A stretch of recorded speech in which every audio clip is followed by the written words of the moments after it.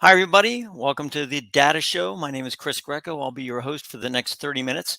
We'll be talking about different types of data, how we work it, how we parse it, how we figure it out, I guess basically is what this show is all about. Today, what we're going to talk about is dissecting the data. We're going to talk about parsing the data, trying to figure out exactly what it is that we want to find, why we want to find it, and how we want to apply that to our question or hypothesis. The subtitle is the fallacy of data analysis without standards. And I think that's where this all comes about. Is basically what happens is that we don't have good definitions for data, what we call data definitions. And I think what happens is when you don't have data definitions, what happens is that you just have, well, it's kind of like a person that sees something, whatever it may be, and says, "Oh, we have to have a requirement for that." This comes back down to project management, right? Systems engineering, any type of engineering you have to have requirements before you can have anything else. Those requirements are so incredibly important that if the requirements are not levied correctly, the entire project will fail. Same with data. If the requirements are not levied correctly on the data, then the data will not apply to what needs to be happening with the actual question. And that is what most of the media reports on, is they basically make their own requirements, or they state something in the headline that you think is a requirement, but in actuality is just basically clickbait. So that's what we're going to talk about today, and that's hopefully what we're going to see within this data. So, dissecting the data, the fallacy of data analysis without standards.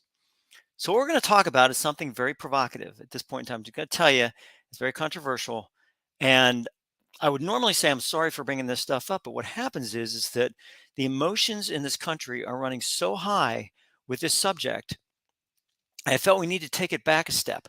And I realize that people have suffered and died as a result of this. That's not in any way, shape, or form to dilute that. It's not in any way, shape, or form to somehow make that non important. What it does is we have to put it in relative sense of what's going on within this country and within the world itself. Now, on the worldview, I talked a little bit about density of population. Just to be clear, just to be clear, the United States is basically about the third highest population country in the world.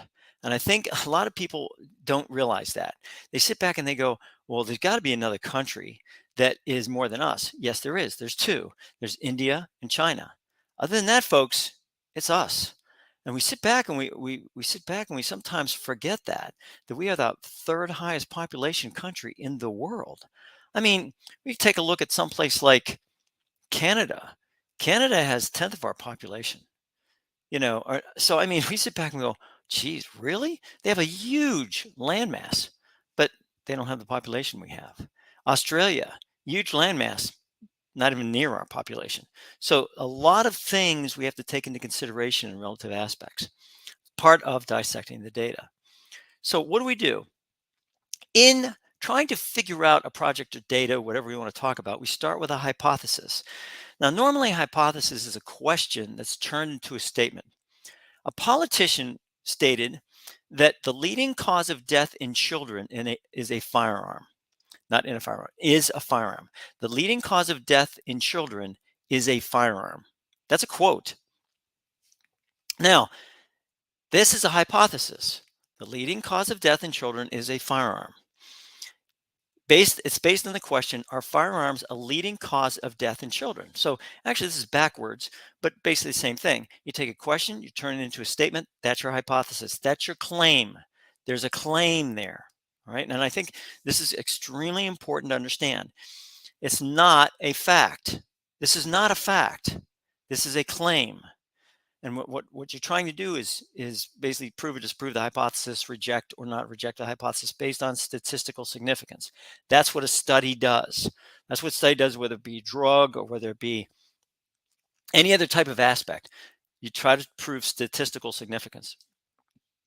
If you dissect the data in different ways, the hypothesis is analyzed differently. And I think that's important too. I'm just going to make a little editorial at this point in time, and you guys can fly over this. Is that there's a lot of data analytics stuff going on out there. There are tons and tons of things. Python, learn SAS, learn SPSS, learn this, learn that, learn R, learn blah, blah. But the bottom line is all that is worthless. Worthless without understanding the basic concepts behind data analytics. If you do not understand the basic concepts behind data analytics, all you're doing is using a bunch of tools. That's all you're doing.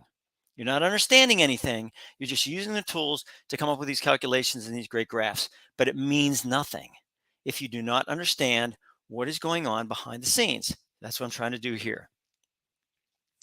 We use the Centers for Disease Control, CDC Wonder tool, to dissect the data, showing that different parameters result in different perspectives. So the CDC Wonder tool is probably one of the best data parsing tools available, in my humble opinion. You may find something else that's going to be tons more expensive to use. By all means, spend your money, because I think that's very important to be able to spend money on tools, because the more expensive the tool, the better it is, right? I mean, that's what everything is. The more expensive something is, the better it is. Every time. Am I being sarcastic? Absolutely. This has nothing to do with spending on a bunch of tools that basically are going to parse all this data. It has to do with, what are we looking for? How does it apply to our hypothesis? That's basically what we're talking about. So we're going to go to the CDC Wonder tool and do that.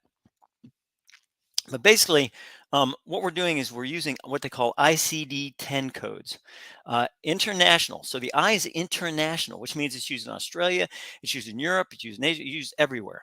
And that's why it's called ICD-10, because those diagnostic tools, that international code for, I think it's international code for disease or diagnosis. We'll look it up. But basically what it is it's standard. It's a standard. You're doing apples against apples, right? Based on the ICD-10 codes. The Wonder page references underlying causes of death, which will disperse into a plethora of different diagnoses, and we'll go through that. We'll actually go through the CDC Wonder tool, and I'll show you how you can parse this thing in different ways to come up with different numbers, to come up with all these different, all of a sudden you have all these different perspectives. So that's where we have it. So let's talk about fact checkers. The fact checkers on this quote that was given by a politician. Snopes was the first one I looked up. And it seemed to include the same type of information that will be included in this video, right? Parsing, different data parsing results in different perspectives, right? PolitiFact tried to state the statement was mostly true, which is debatable. It's very, you could be argumentative about this whole thing based on the next few slides. I'm not stating that PolitiFact is biased. I'm just stating that if I were to do a study on PolitiFact, whether it be Republican or Democrat politicians, it amazes me how PolitiFact, in many cases, will judge the Democrat as being, mostly true, and the Republicans being mostly false. So it's interesting how that happens, and I'm actually going to do a study on that, and we're going to see how that works. But for right now, basically, PolitiFact states the statement was mostly true. NBC News had what I call the correct response to the politician's claims, which pointed out that slicing the data, parsing the data, dissecting the data can lead to different results. Duh, that's exactly right. And I hate to say you can make data fit your agenda, but you can. You can make data fit your agenda. So what do we do in order to not have that happen? Well, the first thing we have to have is definitions. The following questions are essential. What is considered a child? What is considered a gun-related death? What year is considered the year in question? And what is the relative risk to a child, right? Once the age is determined. So we're going to go through this, and then I'm going to go through CDC Wonder at the end here. What's considered a child? The data that was pulled from the CDC Wonder tool for that quote had an age range of 1 to 19. Now, are 19-year-olds children? Can they vote? Can they own a weapon? Can they enlist in the armed forces? Are children allowed this? So I think we have to sit back and say, what is a child, right? For that matter, what about 18-year-olds? Same. They can own a weapon, they can vote, they can do all those things. What happens when we get rid of the 18 and 19-year-olds from the data pool? So let's find out. So and also we'll do, what is a gun-related death? Are accidental discharges part of the equation? What about self-harm by a gun? Is assault with a gun part of the question, part of the equation? So we'll run through some of the different options in order to better understand exactly the data as a whole, so then we can parse through it. I think that's pretty important. So what were the numbers that were reported? Okay, according to PolitiFact, for ages 1 to 18, there were 3,219 deaths in 2020 for firearms, while there were 2,882 deaths by motor vehicle traffic deaths. Okay, PolitiFact. Later on in the same report, PolitiFact stated that there were 4,357 deaths for firearms for those ages 1 to 19. So let's talk about this for a second. By just adding 1 year to those numbers, that adds a significant amount of deaths, 1,100 deaths by just adding 1 year. So think about, if you get rid of that year, all of a sudden, bang, you're down at 32,000, at 3,219. So I mean, it's really interesting how just that 1 year, boom, it knocks it back down. Then PolitiFact started to I'm sorry, but they started to confound the analysis through having infants added and then other congenital deaths and such. PolitiFact, they're trying to, I think, in their transparency and trying to be as detailed as possible, I think what they do is they confuse people. And all people are looking for, I swear, is that mostly true, mostly false thing. And that's all they're looking for. So, okay, here we go. But I think fact checkers tend to just, they tend to take a look at what was recorded rather than the possibility of other things that could actually confound. They call them, in fact, in statistics, called confounding factors. Those things that also loop into the data, and basically can confuse and can confound the issue. Then PolitiFact added a source from New England Journal of Medicine. These are terms children and adolescents. So is it children or is it adolescents? Are we talking about children? And what do we? So the definition is very, very confusing. So, and then we finally come to, what year are we considering, right? So the most recent year of CDC Wonder, where most of the quotes are taken from, is 2020. And I do have 2021 in there under multiple causes of death, but not underlying causes of death, single cause of death. It's 2023, folks. It's the data is dated, and politicians who should know better are using that old data. I mean, 2020 was what? The midst of the pandemic, was just the start of that sucker. January, February, March 2020, we were in the throngs of it, right? Everything happened. And this includes former chief executives of the United States who are making comments based on the dated data. Instead of these chief executives, former or otherwise, making comments about old data and about things they hear from the media, maybe they ought to have their checkers, their data analysts, the ones that go through all this stuff, that buy the very expensive, tools and all that, go through that and see exactly what's going on. And sorry, I'm taking my shots at the very expensive data analytic tools because I'm sick and tired of these very, very, very, very expensive tools that are out there. And not kind of like, R is free. You can do R, KNIME, KNIME. It's free. This stuff is free, folks. Why are people going out and spending thousands of dollars on a tool when they can get stuff for free? I don't quite understand that, but that's for a whole nother show. If you remove the 2020 numbers from the data, you get the chart on the next page, right? And I'll go through all that data. I'll go through it all towards the end of the show. All right. So where do we get the numbers? According to the source, the numbers were retrieved from the CDC Wonder application. Cool. I do not know the exact ICD-10 codes they used, and the article that discussed the research was unclear. University of Michigan, EDU, firearms now top cause of death among children and adolescents. Adolescents. Analysis shows. Adolescents. Is it children or is it adolescents? Remember, the quote was not very clear. It just talked about children. children. Why? Because that's more an emotionally charged term than saying young adults, than saying it's boom. It's all of a sudden it's children, boom. Oh. So the statement in one article is biased and takes into consideration 1 year between 2019 and 2020 to make this judgment. 1 year. I mean, really? Pre-pandemic, 2019, 2020, pandemic. Look, I'm not saying that pandemic, but it needs to be included as what they call a confounding factor. Very important, right? We continue to fail to protect our youngest population from a preventable cause of death. This is opinion. This was given by one of the researchers. It's an opinion. As a matter of fact, I think a lot of people, when they say things, unless they have facts to back it up, need to say, this is my opinion. I do. I try to say this is my opinion on stuff. On the expensive tools, I'll say it. That's my opinion.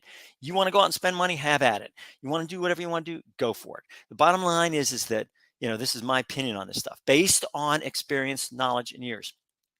This individual who said that is some academician who has decided that he or she is going to put out this statement. And to me, that's all press. That's all my opinion, but I want it to get into press so University of Michigan can get their clicks. And this is the problem in our society right now. People are taking opinions and they're shoving them as fact, and it's not a fact. Just want to let you know. Now we consider, when they said, we have more firearms death than traffic accidents. Okay, what is a traffic accident? You have to define that. I went ahead and did some basic analysis using ages 1 to 9 and transport accidents on CDC Wonder. The number retrieved matches those that were published in some of the reports. If you want to see what I did, just go right there. Literally go right there. It will show you exactly the ICD-10 codes I used. It will show you the search aspect, everything. When you get done with this at CDC Wonder, you can actually save your search and you can make it into a saved search. And it's really nice because now people can go out there and they can see what I did and how I did it. Now it's interesting to note that some of the studies I saw actually do this. So that was nice, being able to see exactly what they did. And to tell the truth, this is not the study's fault. This is not the data fault. It's not the analysis fault. It's the definition fault. And that's where you come into definitions. This is important. I'm going to put this down here. If you don't have data definition, if you don't have it, you've got nothing. Definitions, it's so important I'm going to put it right underneath there. Definitions. You have to have a standard. If you don't have a standard, you cannot compare apples to apples. I keep saying this. I say it when I said it in Worldview on this last episode I had. I've said it here. Apples to apples. That means that you have to compare the same to the same. If you don't compare the same to the same, then that's not fair. It's not fair to do that. It's not a fair analysis. It's not a valid analysis. It's invalid. You cannot, you can't sit there and say, this is what I have. If you open the transport accident category, there are such things as pedestrian injured in transport accident, and pedal cyclist injured in a transport accident, and others. Are these part of the traffic accident areas that are compared to gun-related deaths? Now, I say this because, that could actually be lower traffic accidents deaths. So all of a sudden now that could still, you could still make your point. Hey, look, there are more children, however the children is defined, killed by firearms than there are in traffic accidents. So I mean, but again, it kind of almost, it begs the question, what about the 17? When do you start to drive? So basically, kids are killed in traffic accidents because they're passengers.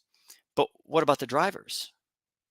So we have to sit back and go, you can drive at what age? 16, 17, 18? Do you want to remove those 16, 17, 18 from that to just show that the child was a passenger?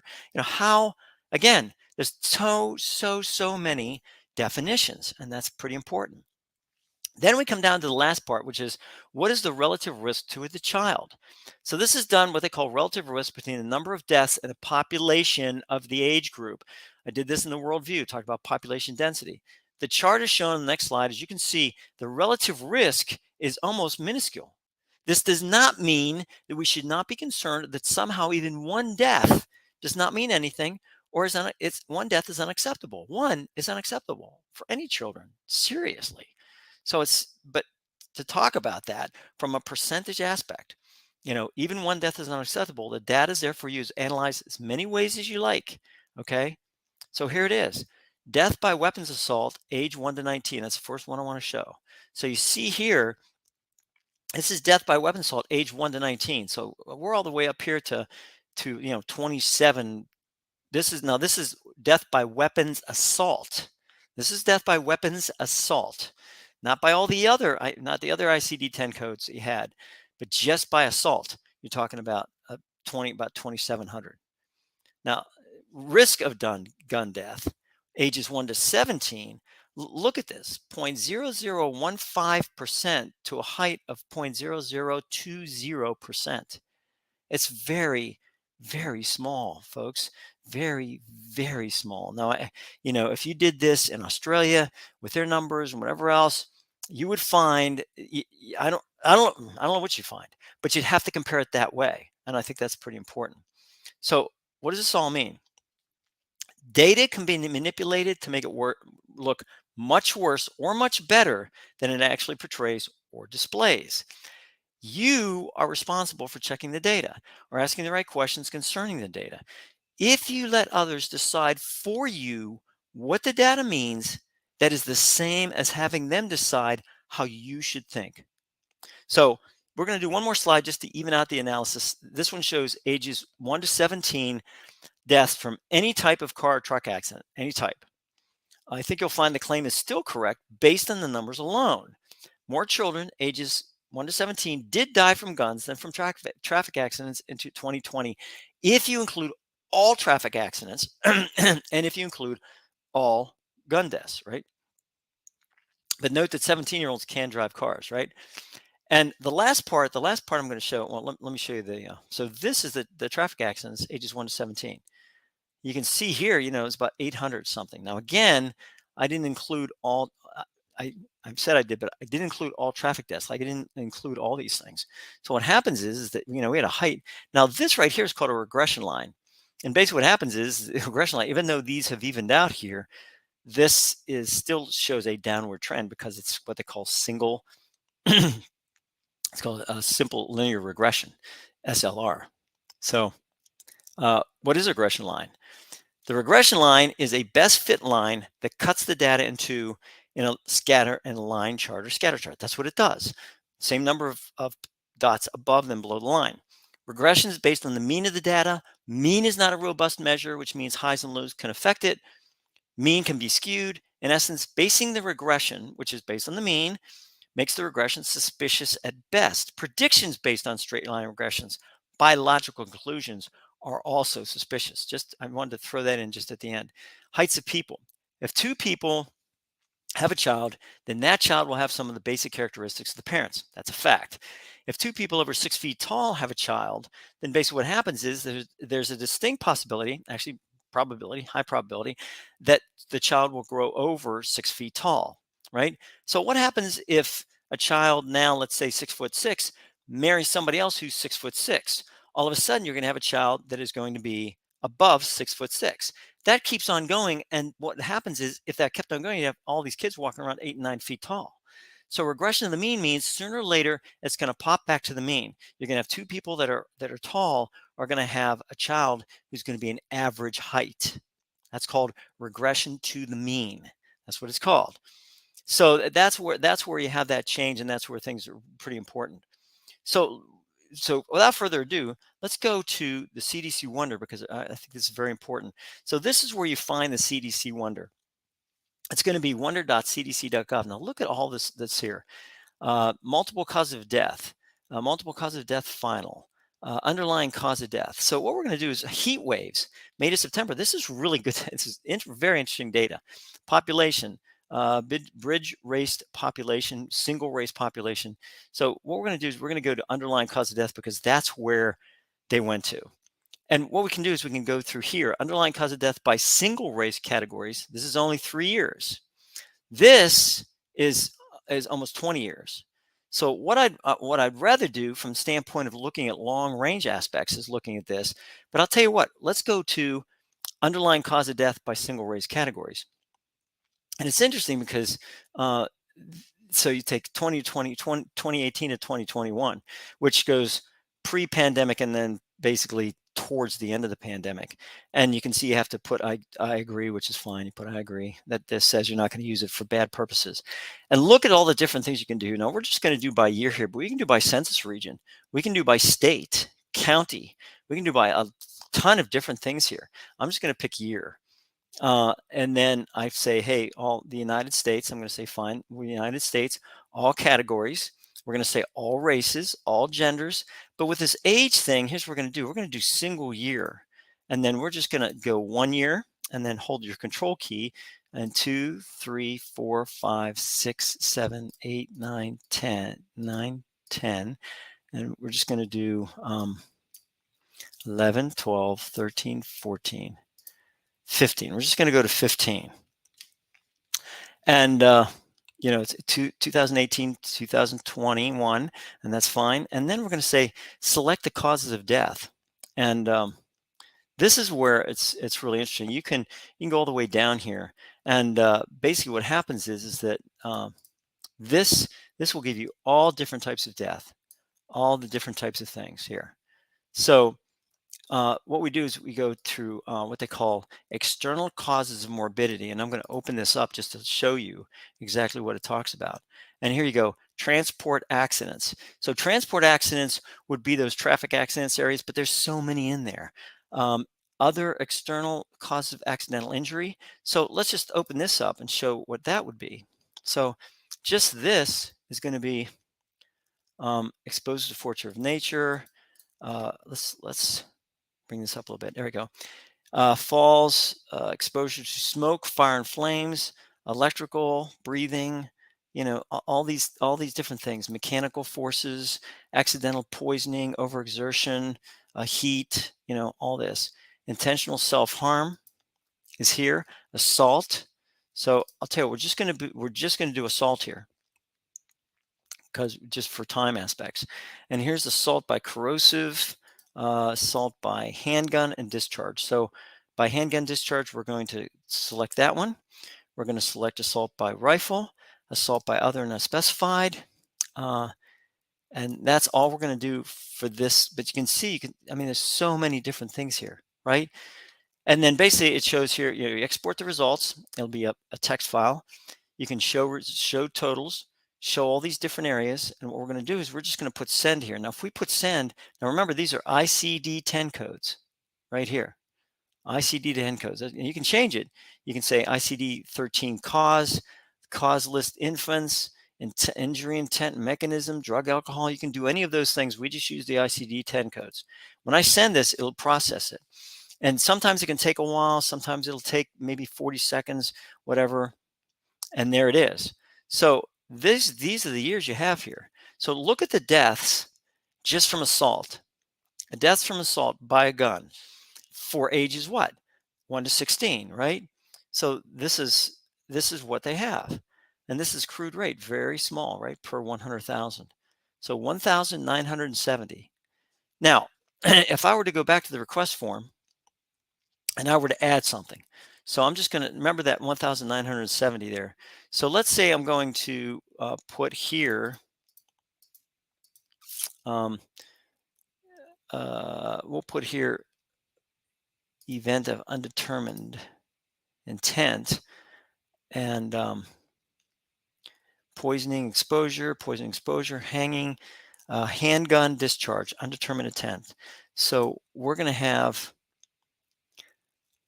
oops, didn't want that. There we go. Handgun discharge, okay, undetermined intent, rifle shotgun undetermined intent, and then we're going to go back up to assault, and we're going to do assault by handgun, shotgun, and then we're going to send this one. So let's see, same age group, same everything, and basically what will happen is it'll process it through. And the nice thing about this is it'll process it through, and then it'll give you some different types of ways of looking at it. So look at this. You know, I added that, and look how the desk went. All of a sudden, the desk went down. You know, why would that be? Because basically, the request form, when you had that, you're basically kind of doing an and thing here, I think. Yeah. So basically, currently selected is this. Same thing, assault by handgun, assault by whatever. And, it's all the way from 1 to 15 years. So can you see how even adding something can put that confounding factor in there? So basically what's happening is you're doing almost an and type thing, right? So it's not making much sense. You just have an assault, then all of a sudden it's like, oh, you have all these other ones there. So you have to be careful about how you do it. And you can just see the cause list here. This is the cause list. So this is the cause list for inference, injury intent. So this is homicide, and you can put fire, flame, natural, poisoning, suffocation, injury. So there's a lot of different ways. Again, you can parse these areas, right? You can parse this. So it's just there's a firearm right there. So homicide, firearm. And we're going to do 1 to 16. So can you see it just, and you can go to the underlying cause of death, 1999 to whatever, all of a sudden, now look what I have here, 1971, which matches my 1970 when I talked about different types of assault with firearms. So you can do it generally, you can parse it, you can do all kind of different things. And sometimes it'll come up with this weird stuff. Now, you can do a chart, and the chart is normally like that. You can also do chart options. You can change it to a line chart if you want. And you can do it by line chart. You can do vertical, and you can do change chart. And there's your chart here. Okay, so I know this was a little bit long, but I just wanted to let you know that this is what you're talking about. And this is what, when we talk about checking the data and understanding the data, we talk about this. We talk about the ability to parse this data and be able to see it in different ways, to be able to come up with different perspectives. But remember, those different perspectives are elusive. You must take a look at it from the standpoint of definitions. And if you take a look at it from definitions, I guarantee you that it will be a much, much better presentation and visualization of what the data actually shows. So for the data show, this is Chris Greco signing off, saying thank you very much for watching, and have a great day. And remember to check the data.